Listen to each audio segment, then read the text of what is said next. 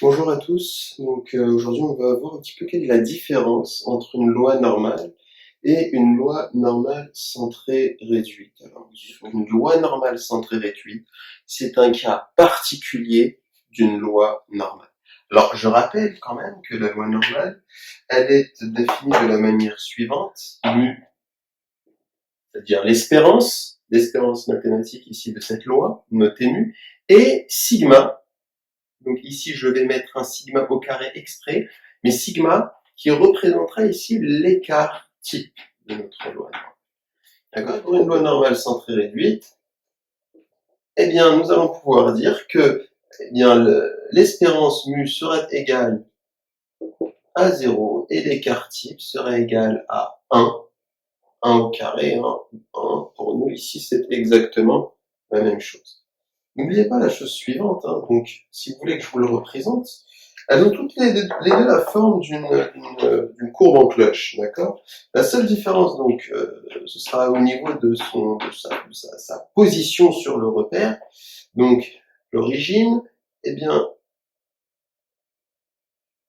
voilà ici, donc, la courbe qui peut potentiellement représenter notre loi normale centrée réduite. Je vais la noter ici, loi normale centrée réduite,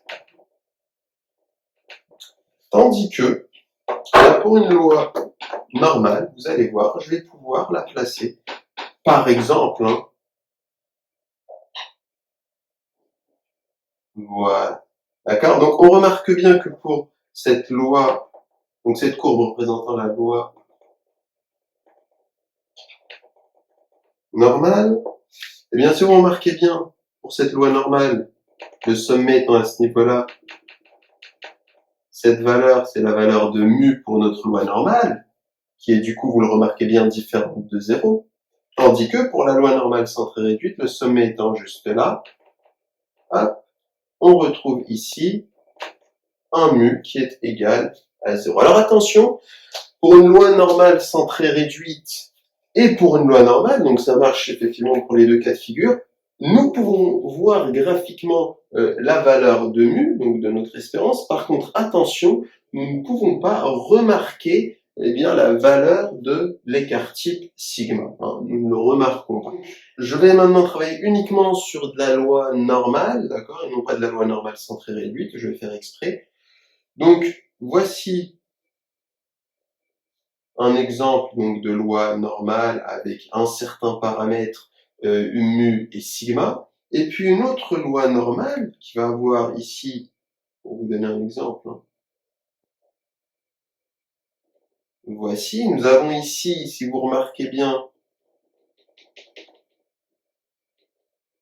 on va l'appeler mu1, on va remarquer qu'il est égal ici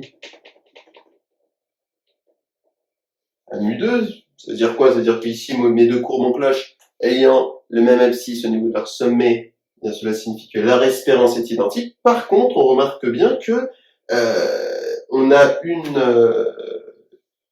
une courbe qui a donc un sommet un peu plus important que l'autre sommet. Eh bien, ce qu'il faudra retenir est la chose suivante. Plus l'écart type est élevé, d'accord, plus l'écart type sigma est grand, si vous voulez, et plus votre courbe va être aplatie. D'accord? À l'inverse, plus il est petit et plus votre courbe va venir se centrer au niveau donc de votre espérance. Si on garde cette réflexion, cela signifie bien que pour ma courbe verte, je vais l'appeler ici sigma 1, d'accord?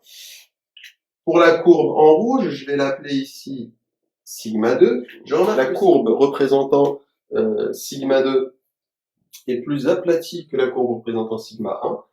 Eh bien, je peux déduire la chose suivante. Je peux déduire que sigma 2 est donc forcément plus grand que sigma 1. Vous remarquez bien, on ne peut pas connaître ici les valeurs. Je n'ai pas assez d'informations pour connaître les valeurs précises donc de sigma 1 et de sigma 2. Par contre, je suis totalement en mesure de les comparer. Alors, tout de suite, nous allons faire un petit exercice pour chacun, un exercice de loi normale, exercice de loi normale centrée réduite, pour voir un petit peu comment cela s'applique.